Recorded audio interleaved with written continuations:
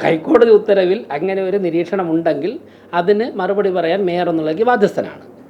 ഞങ്ങൾ ഹൈക്കോടതി ഉത്തരവിനെ പൂർണ്ണമായിട്ടും അംഗീകരിക്കുന്നു, അനുസരിക്കുന്നു. തീർച്ചയായിട്ടും അത് അജണ്ട എല്ലാം ഇപ്പോൾ തയ്യാറായിക്കൊണ്ട് ഇന്ന് വൈകുന്നേരം തന്നെ കൗൺസിലർമാർക്ക് അജണ്ട നൽകി തുടങ്ങും.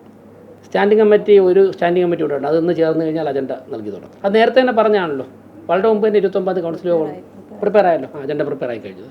2 സ്റ്റാൻഡിംഗ് കമ്മിറ്റി ചെയർമാന്മാരുണ്ട്, അവർ 3 പേരുണ്ട്, അവരൊക്കെ പ്രിപ്പയർ ആയിക്കൊണ്ടിരിക്കുകയാണ്. ഒരു മേയർക്കും ഒരു ഡെപ്യൂട്ടി മേയർക്കും മാത്രമേ ഒരു സമയം തുടരാൻ പറ്റുള്ളൂ, ഇപ്പോൾ 2 ഉണ്ട്.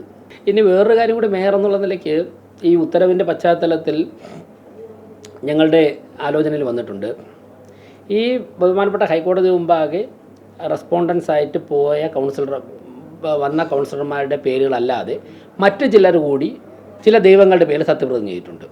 സ്വാഭാവികമായിട്ടും 101 പേർക്കും ഈ വിധി ആപ്ലിക്കബിളാണ്. അപ്പോൾ സത്യപ്രതിജ്ഞ ചെയ്ത സമയത്ത് അവരെ കൂടി ഇതിൽ ഉൾപ്പെടുത്തേണ്ടതായിട്ടുണ്ട്. അതിനെക്കുറിച്ചും ആലോചിക്കും, അതിൻ്റെ നിയമവശങ്ങൾ ആലോചിക്കും.